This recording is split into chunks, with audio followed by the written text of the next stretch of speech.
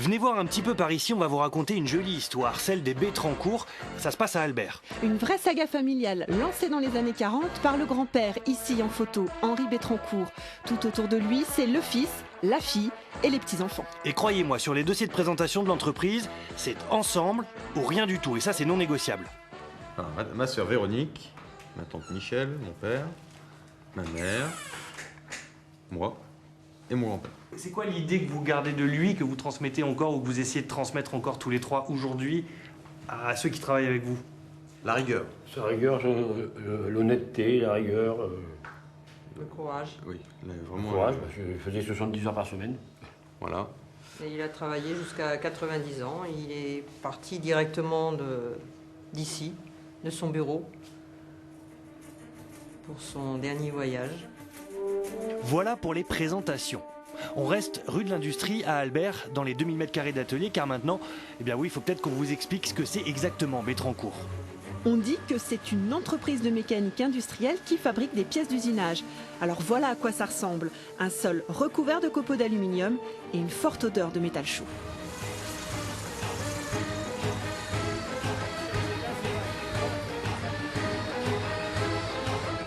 Des machines immenses, à 2 millions d'euros, qui fabriquent quand même des pièces pour l'automobile, l'industrie textile et l'aviation.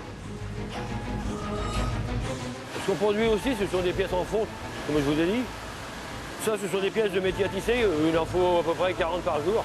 Ça, c'est de l'automobile, mais plutôt au poids lourd. C'est une machine quand même avec 2 palettes. Ça veut dire qu'on peut usiner sur une table, et pendant ce temps-là, on charge l'autre table. Ça évite les temps morts.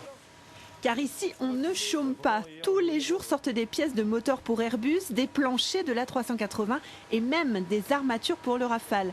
60% de la production est consacrée à l'aviation.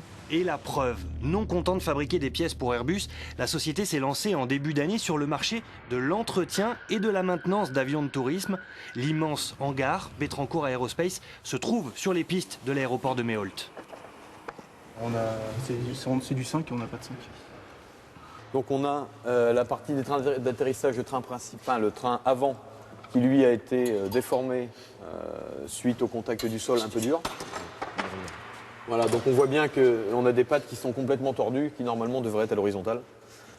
Donc là, il faut d'abord qu'on démonte les pièces défectueuses, qu'on vérifie toutes les autres pièces, savoir si elles sont en bon état ou pas, afin de libérer l'avion et éviter un accident qui pourrait s'avérer extrêmement grave. Bon, en fait, c'est exactement le même principe que pour votre voiture quand vous avez besoin de renouveler le carnet d'entretien. La société, elle a reçu tous les agréments nécessaires après de longs mois d'attente et ce sont les seuls de la région à proposer ce service bien particulier. Bon, bah impeccable. Qu'est-ce que ça donne? Bah, ça marche.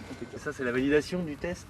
Oui, c'est suite à toutes les modifs qui ont été faites. Toutes les installations qu'on a refaites, qu'on a remises en service. Il faut qu'on vérifie le fonctionnement. Voilà. Et ce qui nous permet de valider et puis après de pouvoir faire partir l'avion dans de bonnes conditions. Allez, retour en l'air maintenant. On va essayer de mieux comprendre encore la folie des avions chez les Bétrancourt. Regardez bien en bas de l'image, on n'est pas au-dessus d'un aéroport, mais bien au-dessus du parc de l'atelier qu'on a visité tout à l'heure. Et ici, c'est à peine croyable, mais il y a pas moins de 60 avions. Des avions de chasse, de voyage, de fret. Bref, c'est un vrai petit musée que Marc adore faire visiter aux passionnés. Ficelle, tu fais la visite avec moi. La collectionnite aiguë, on vous dit. Ici, tout ce qui rime avec avion est amassé, stocké et fait rêver cet enfant qui n'a pas voulu grandir. Le plus jeune avion ici, c'est le Mirage F1. Il a largué à 2h20 du matin la nuit du 5 au 6 juin 1944.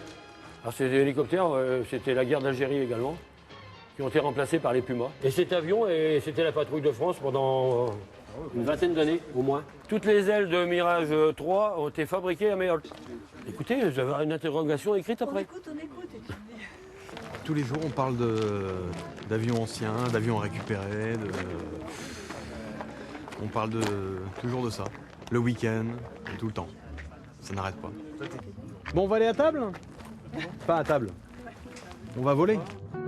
Volée car les invités de ce soir vont même pouvoir dîner à bord d'une caravelle, et pas n'importe laquelle s'il vous plaît, puisqu'il s'agit de la Touraine, baptisée en 1960 et qui a assuré le dernier vol des caravelles sous les couleurs d'Air France. C'était le 27 mars 81. Et ce genre de repas unique en France, eh bien vous ne le trouverez qu'ici à Albert, grâce à la famille Bétrancourt. À votre santé, tout le monde. Santé. Les turbulences ne sont pas encore là, donc on peut toujours continuer à manger. On s'y retrouve comme si c'était une vraie. C'est une vraie en même temps. C'est une vraie. Ça manque de vibration, vous voyez. Il faudrait un peu de vibration de manière qu'on ait la sensation brutale que l'avion va bientôt s'écraser.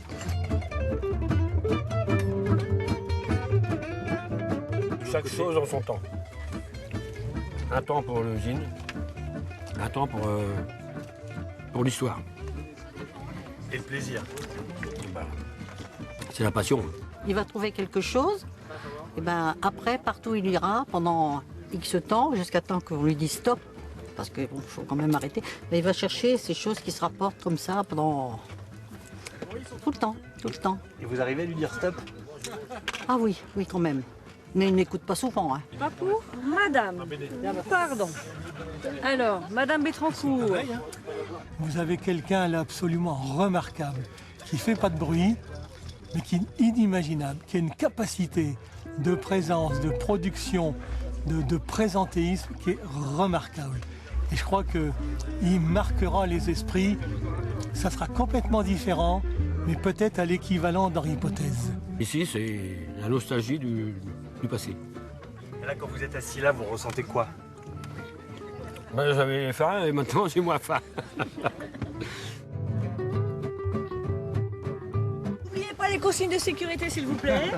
Discrètement et avec un amour infini de l'aviation, Marc, Luc, toute la famille et les 49 salariés auront quand même réussi à dégager près de 8 millions d'euros de chiffre d'affaires en 2012.